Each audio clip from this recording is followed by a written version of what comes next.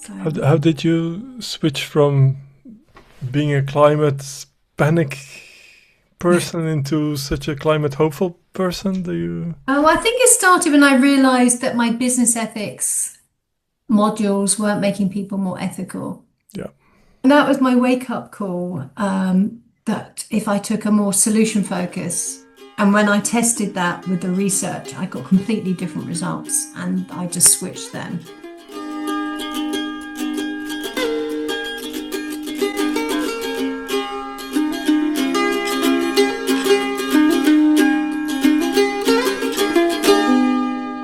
Can we scare people green? And are there more creative ways of climate communication? And I'll talk about stories, and positive role models, psychological theories, a little bit about the Green Stories Project. And I'll give some examples of how some quite creative ways that have been found to engage people in climate. And I'll talk about the project we did with BAFTA as well, the climate characters. And we'll finish with a Throughtopian approach. So a little bit about me. So I'm Denise Baden. I'm a professor of sustainable practice. My background is in psychology. Um, I'm also a bit of a climate activist, and I'm an author and run Habitat Press, which is an imprint that deals in fiction with purpose. So I've got a number of strings to my bow. But I want to start off by asking you a question. Um, News stories, which do you think would be more effective in inspiring people to take action to address the issue? News stories about turtles being caught up in plastic and things like that, or news stories on projects to clean up plastic in oceans? So would you like to I, give I me a bit? kind of I kind of think about how we define effective in this context. Okay, it's part of a study, and where I expose people to different versions of the same news story of the same issue, and this would be a typical one. And I asked them how likely they were to become more environmentally friendly themselves, to make their opinion known through a petition or writing to their MP, or to donate to an environmental charity. So Mhm. that's what I mean. My So, first guess would be the first one because it's based on fear, maybe fear of um, yeah. hurting other human beings. What about you, Sue? Yeah, I actually think the opposite. So I look at Mm, these things and I feel helpless and yeah, I feel pain when I see mm, the turtles and the plastic. yeah, And I feel inspired when I see people doing things and taking yeah, action, and that there's already something that's working. There's already a movement yeah. towards it. And in fact, I am subscribing Oh. to the Right. resurgence and Okay. ecologist, and but Yeah. I You're didn't used to. So, I mean, positive news I used to get, but it helps and it's inspiring because otherwise it feels a bit hopeless. And what you're do we do? We're only completely seeing the right. bad. Yeah, that's exactly what my research found. Most people focus on raising awareness of the problem, and that's where the news is. Pretty well 99% of the time, it will focus on the problem. And the idea is that, if you focus on the solutions or things getting better, it might lead to complacency. But I also think it's just built into the news cycle. If it bleeds, it leads. Um, so I found, and I've done this over a number of different samples, the more negative news stories that focus on the problem lead to more despair, more pessimism, more sadness, especially amongst female respondents, which it's not too surprising that it does overall, but there was a real gender split there. But in terms of, hello, Simon, in terms of which one inspired action to address the issue, the positive, the more news stories, the ones showing solutions were way more likely to inspire intentions to do something. Whereas, like you said, Sue, the ones focusing on the problem can lead to a feeling of helplessness or sort of passive despair. So you can explain this through the theory of planned behavior. And this is the only academic bit, but it's the most well-established theory of behavior. And it says behavior is a product of attitude, like what do you feel about something, the subjective norm, what's everyone else doing, what's accepted, and perceived behavior control, your feeling of agency. So if we say recycling, whether or not you recycle will be a product of your attitude towards recycling, whether or not your friends and neighbors would disapprove if you didn't recycle, and most important, do you have recycling facilities available? Now, pretty well, all communication that aims to change behavior focuses on attitudes.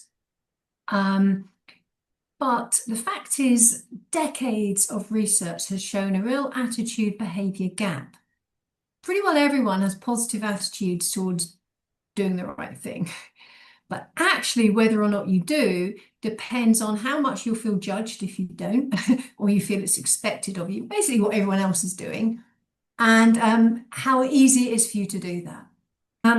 I first realized this issue because I teach business ethics. And one of my I did some research to see if they were more ethical after taking the business ethics course than before. And it turned out they weren't. And it's like, oh, I'm doing something wrong. And so then I did an experiment where they were all in the lectures exposed to the same ethical theories, but in the classes, half of them were exposed to business ethics scandals, which is the typical way of teaching business ethics. Like a business that did everything wrong, what went wrong, and how everyone suffered. And then the other class were exposed to positive role models, like business leaders known for, being sustainable, social entrepreneurs, and so on. And I got the same results as the new study. The ones that were more positive and showed how you could do things better were way more likely to lead to ethical intentions. Whereas teaching business ethics scandals led to cynicism, which was directly correlated with less ethical behavior. Whereas the positive role models led to a feeling of agency, like I know how to do this and it's normal to be ethical, which was directly correlated with more ethical intentions. So you can see that, that diagram in practice there. I also did some research into climate fiction, because most climate fiction is dystopian. It basically works on the premise that scare people stupid with how terrible things will be if we don't do what we need to do, and then maybe that will change their behavior. And I exposed around 100 readers to 4 short stories. 2 had a solution focus, and 2 were about the problem, a more catastrophic focus. And I got the same results again. The one with the solution focus were way more likely to lead to feelings of agency, like I can make a difference. They were more likely to lead to ethical intentions. The most effective seemed to be a character that was engaging in green behaviors that they felt able to do themselves. The more catastrophic ones, some people were inspired to ethical behavior, but just as many switched off. Some felt guilty or defensive or manipulated. Some just didn't want to be scared. There's also, I said my background was psychology. Studies of fear shows that it doesn't necessarily bring out our best selves. So you may be able to scare people into thinking, yes, there's a problem, but it doesn't mean it will lead to proactive behavior change. Like if you make people frightened of climate change, doesn't necessarily mean they're going to write to their MP to demand climate policies give up beef and flying. They might be just as likely to buy up all the toilet rolls and blame, marginalized groups and vote for populist leaders, for example. So you might not always get the behavior you want. So it seems that in terms of climate communication, we've been doing it all wrong. We've been focusing on raising awareness of the problems. And my research across news, across education, and across fiction clearly shows all kinds of samples that more solution-focused communications do the job much more effectively. So there's four common mistakes, I think, when communicating climate. One is focusing on raising awareness. So raising awareness doesn't necessarily lead to the kind of behavior change you want. Focusing on problems, not solutions. Another one is preaching to the converted. So quite often only certain people who are already interested will say attend a business ethics course or watch a climate documentary or read climate fiction. You're kind of engaging those who are already interested rather than everyone else.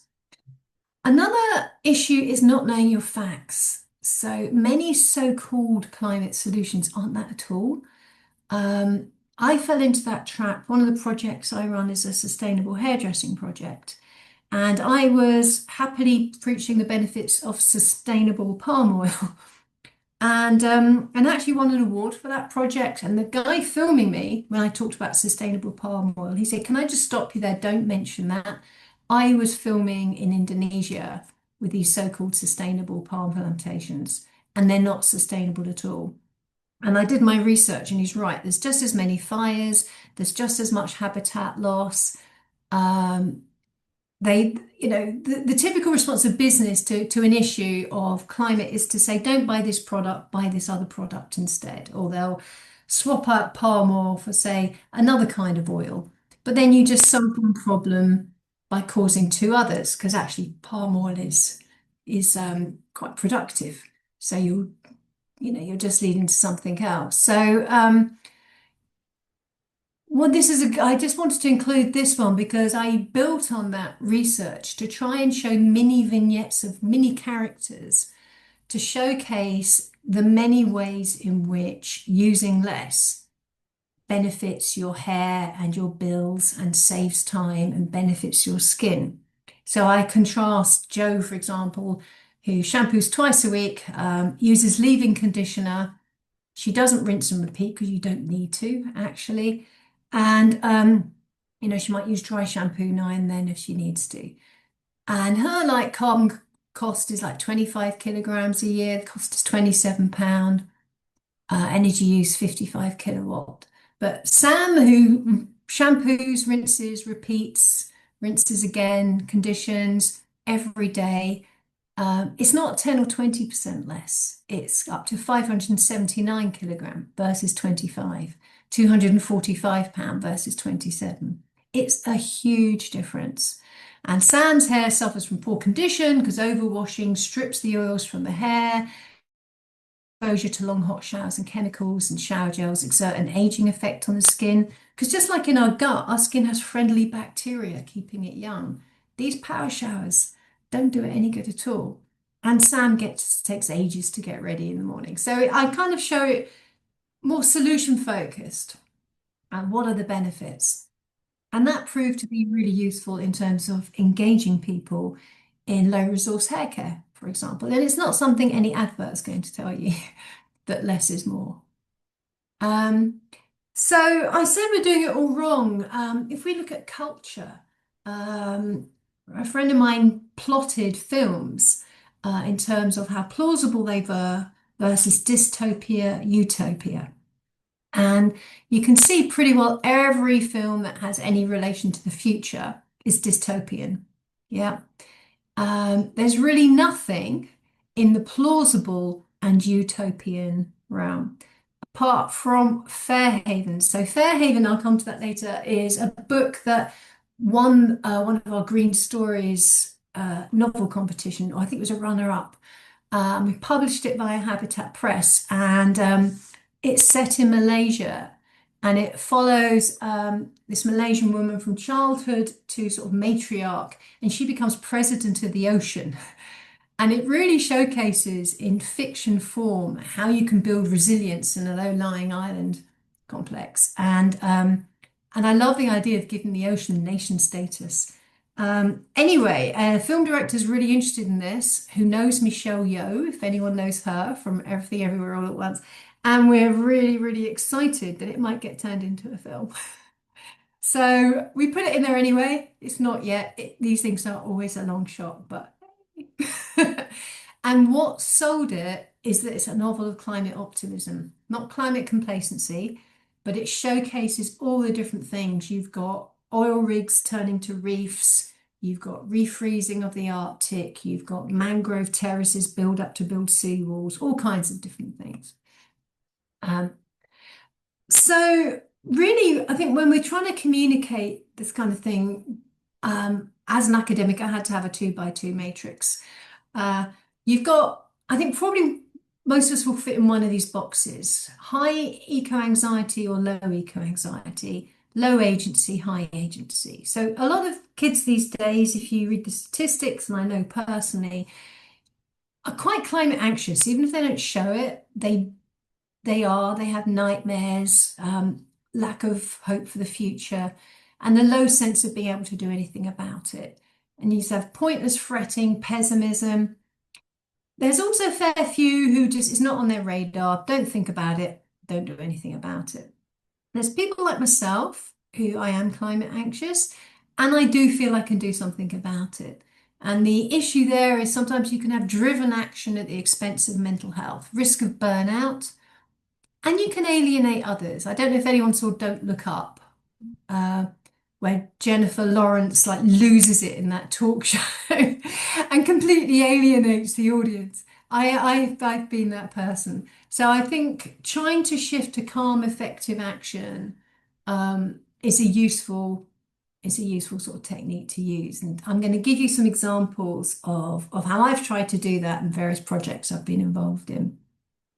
One of them is the Green Stories project. So we saw that matrix with films, but it's the same with books. There are very few books, and if you can suggest any, please let me know, that show positive visions of what a sustainable future might look like if we did things right and how we might get there. There's very few books that show characters just behaving naturally in a particularly green or sustainable way without them being some kind of quirky or weird. So I set up the Green Stories project to try and encourage more fiction that wrote into that space, that either showed positive visions of a sustainable future and how we might get there, or highlighted climate policies in a way that we can engage with. So far we've run 21 free competitions. We've done plays, novels, children's books, flash fiction, radio, screenplay, and so on. So our last one was a flash fiction competition on the theme of epiphanies, trying to capture those moments where a character suddenly sees things in a different way and changes for the greener. And we got lovely entries, and we've got an anthology just about to come out in a couple of weeks, so you can pre-order it now, called The Last Plastic Fork. And it's an absolute gem. It's about close on 50 really, really short stories, and they're so inspiring. Some of them are really funny. My favorite is Do Bees Like Raving, which you have to buy it to see a little bit more about that.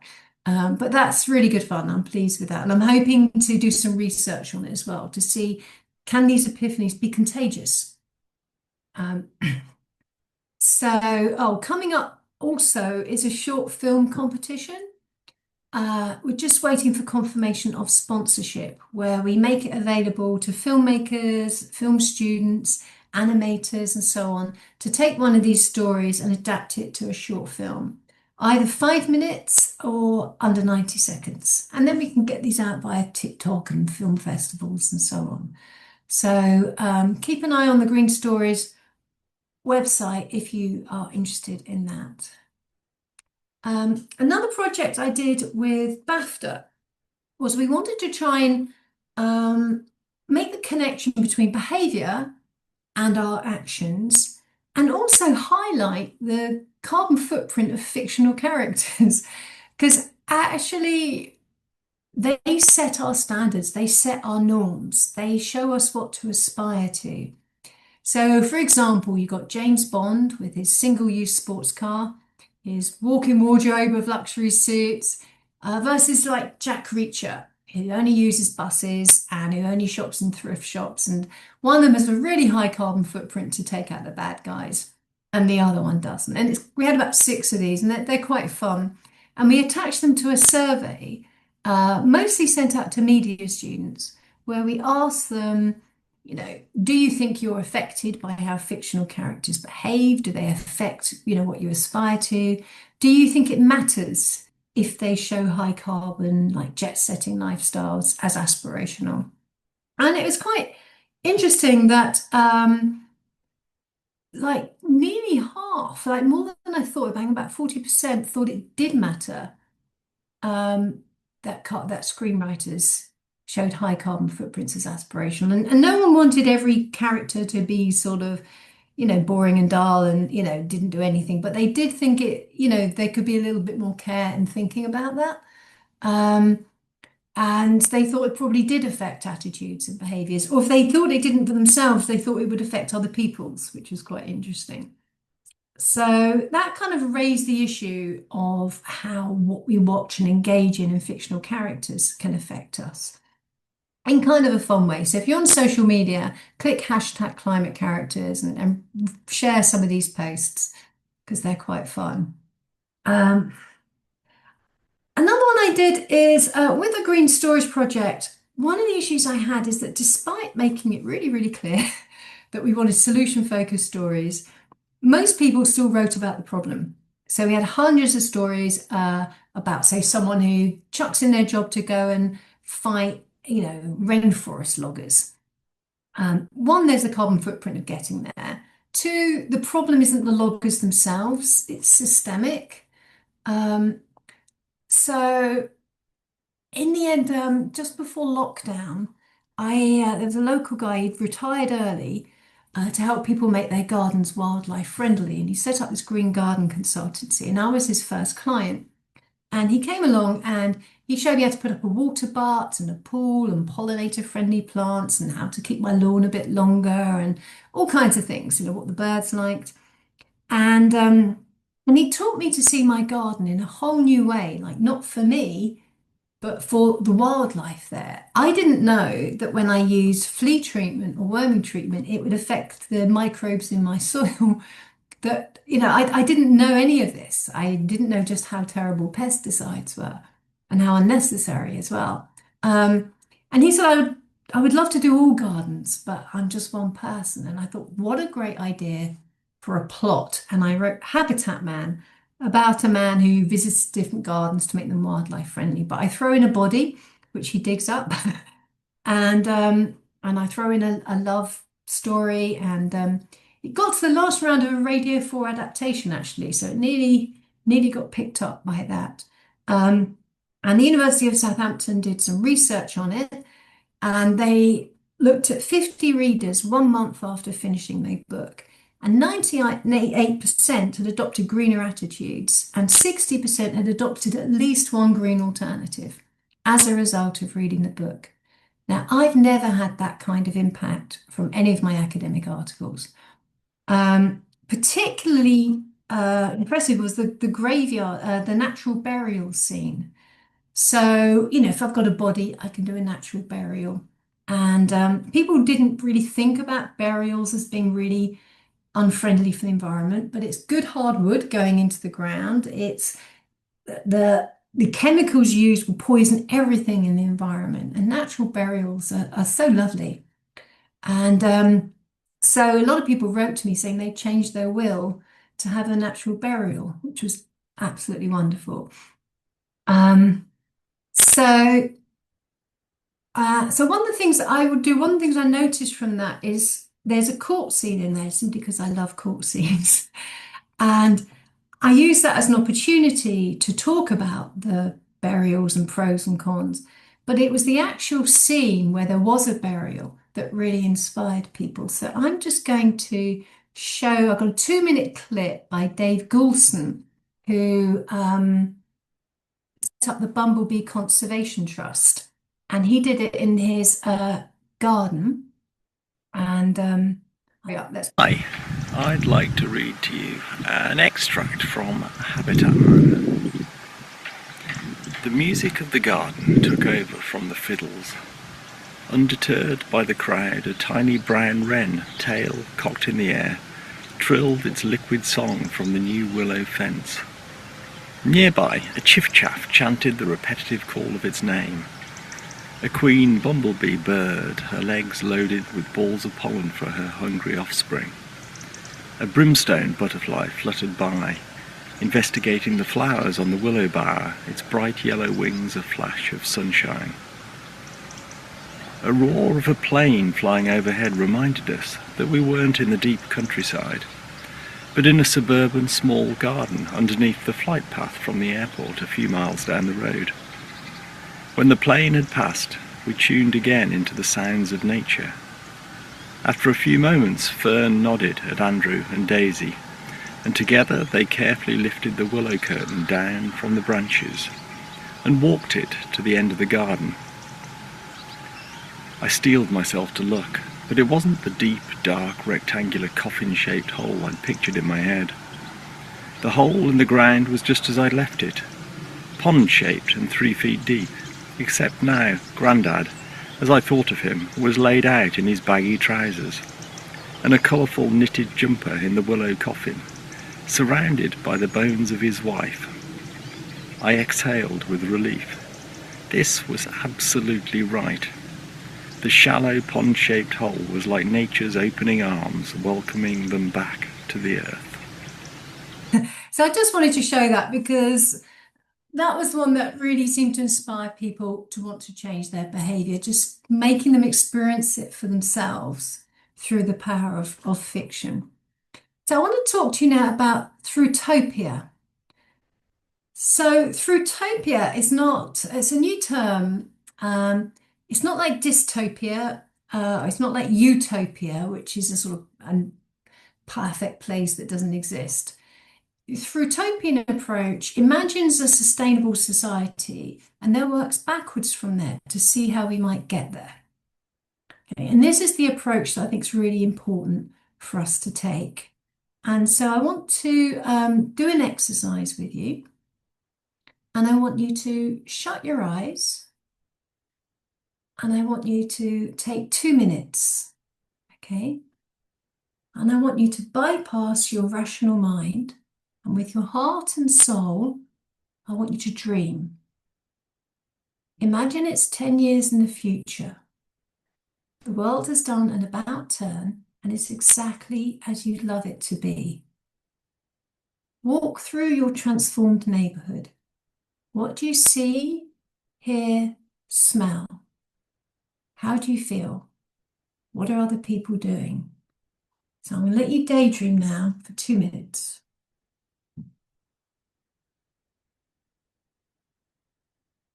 Would anyone like to share what they dreamt about? I'm happy to start. Uh-huh. 3 things. One is instead of the concrete jungle that we have around where we live almost in the center of Budapest, we would have lots of trees.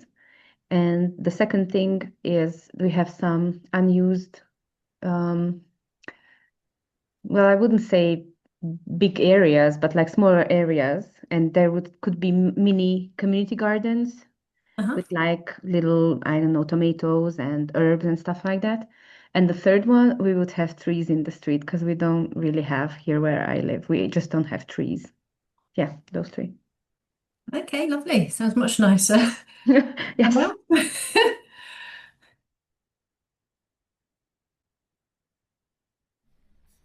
Maybe adding to that, the gardens would be all connected with one another. We have now a connection with our back neighbor. So Yeah. the garden is open, and with our neighbor to the side, we made an opening in the stone wall so that the animals can cross from one garden to another more easily. Excellent, like hedgehogs and things. Yeah. Also, the burial site Yeah. would have a spot for natural. How do you call it, Denise? Natural Wildlife? funeral. Oh, yeah, natural burial, yeah. But natural burial. Yeah. Yeah. And the sound would be different. I Yeah. remember during COVID, that the sounds were different in our neighborhood because there were no planes It's anymore, lovely and peaceful, wasn't it? and the cars had all stopped, so no more combustion engines. Yeah. Yeah, it was peaceful. Mhm. Sue, do you want to add anything? Yeah, I'll build on that. Community space, community gardens. I mean, I live in the village. I still live in the village that I grew up, but we have no shops.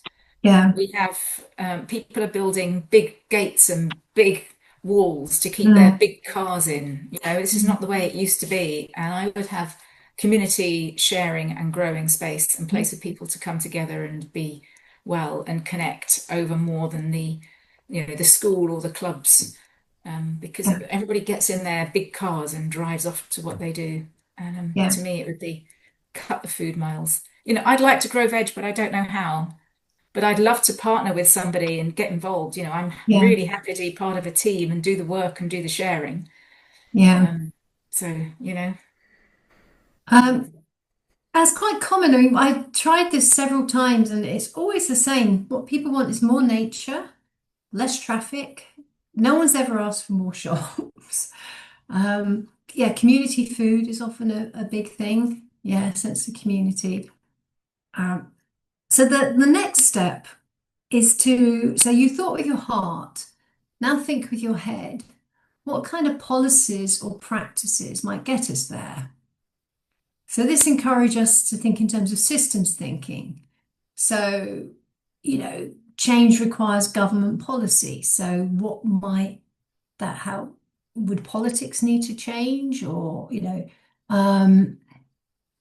our values need to change? Would business need to change?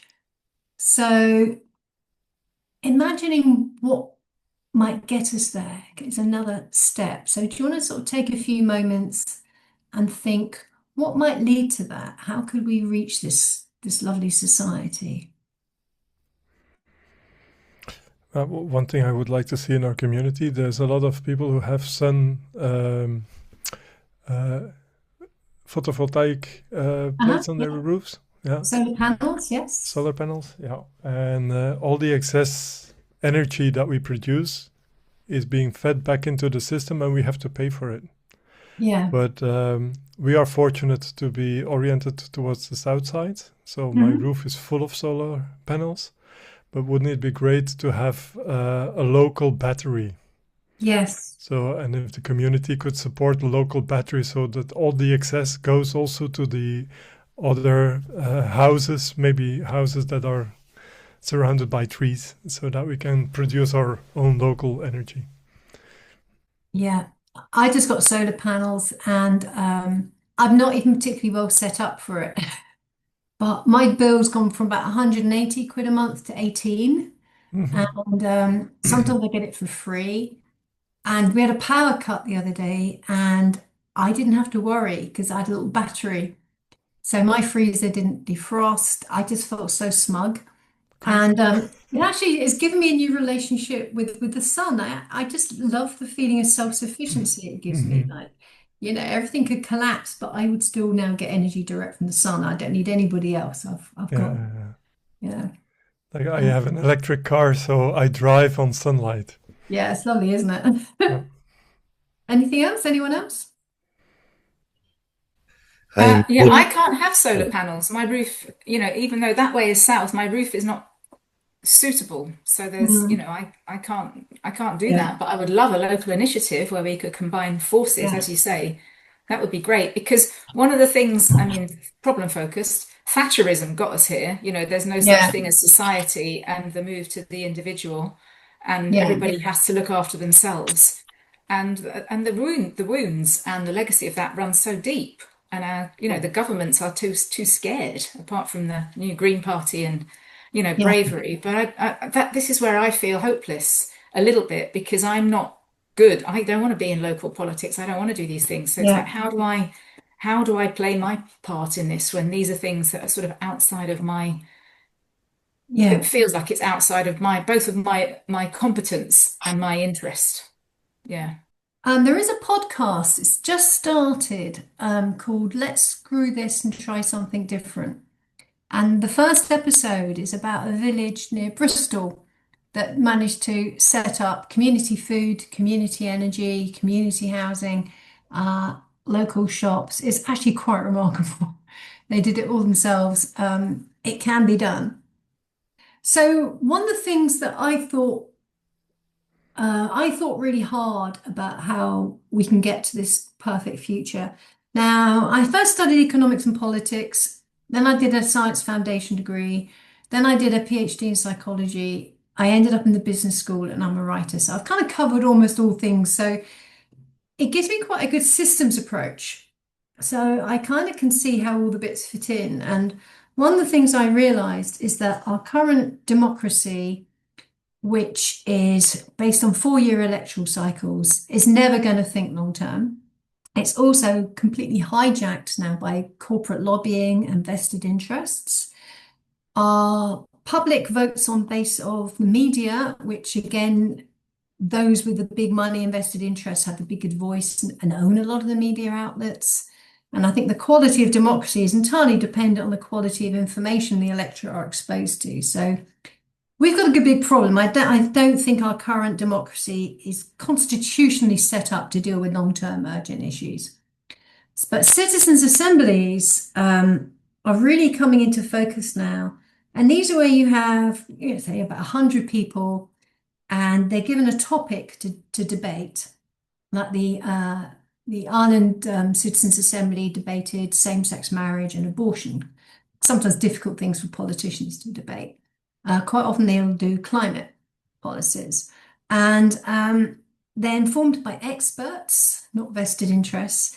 And they sit at tables of about 8 per table, each with a chair to make sure that nobody dominates.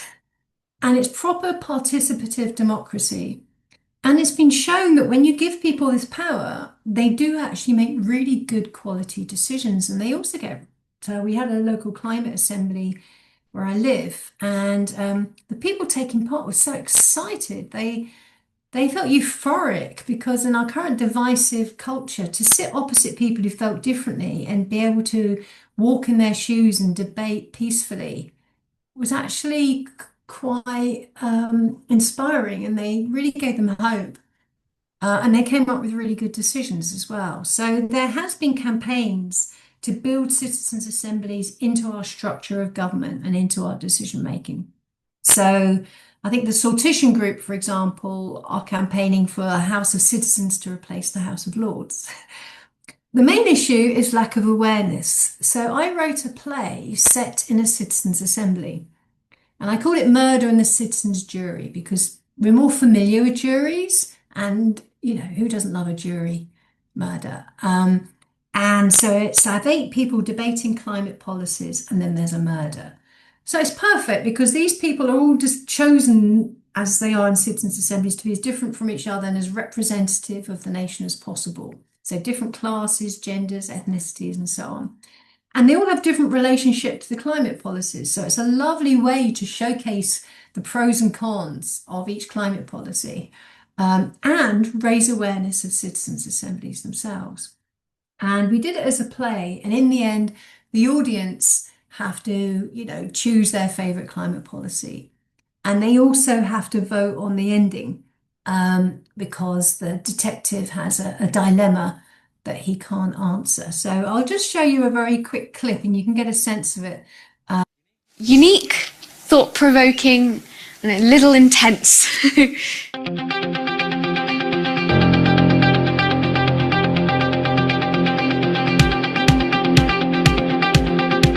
This show is called Murder in the Citizens' Jury, and it imagines 8 people in a citizens' assembly on climate, and then there's a murder. Good evening. There was some cracking beach weather to be had across many parts of the UK. Temperatures reaching more than 40 degrees Celsius. And be warned, it is going to get hotter, which has caused the Met Office and Public Health England to issue warnings.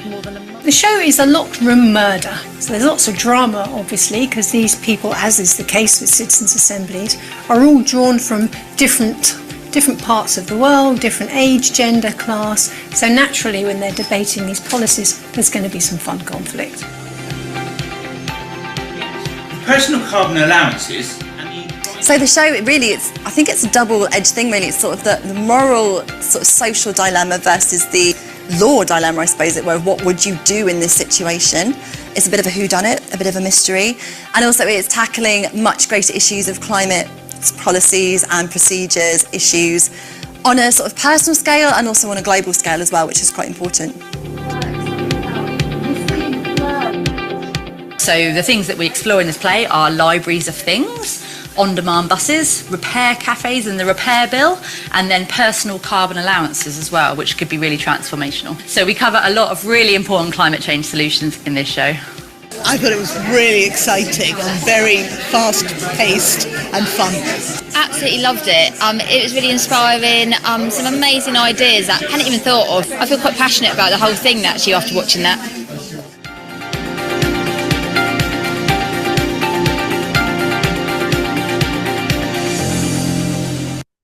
So that was a local drama group who put it on.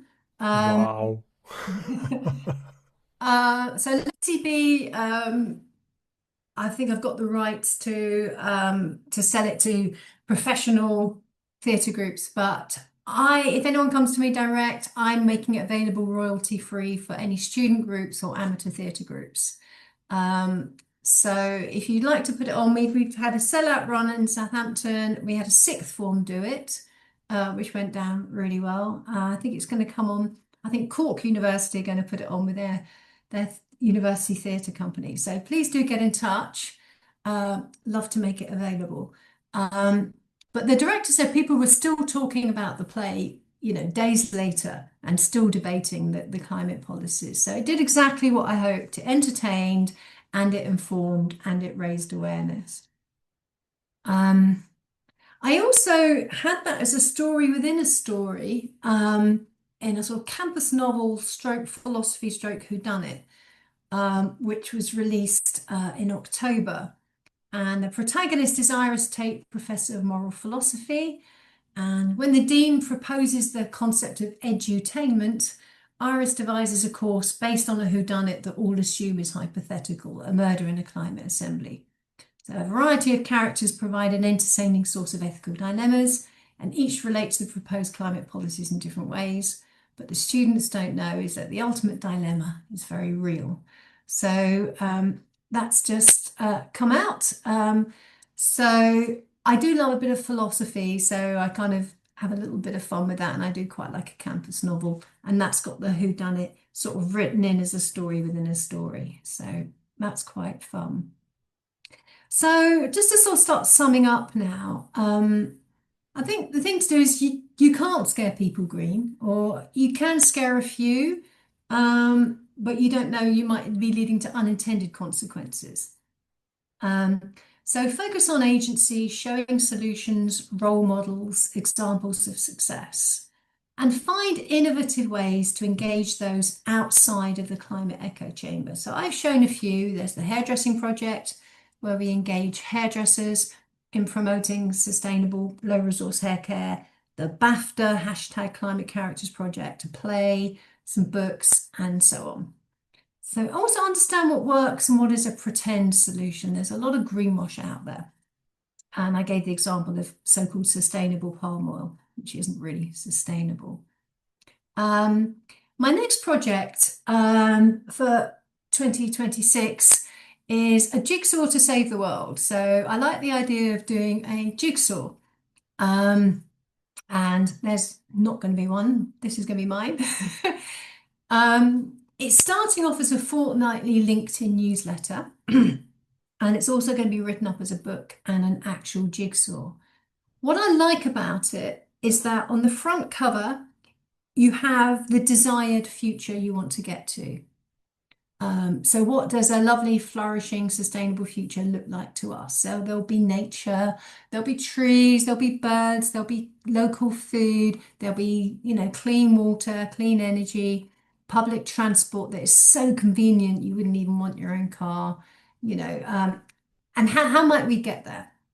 And I've got some of the different ideas in there. And then there'll be the corner pieces. And the corner pieces are the institutional elements that without these, they're really not going to work. So I've talked about citizens' assemblies as one corner piece, because until you have a political system that really represents what people want, you're not going to get the kind of change that we need.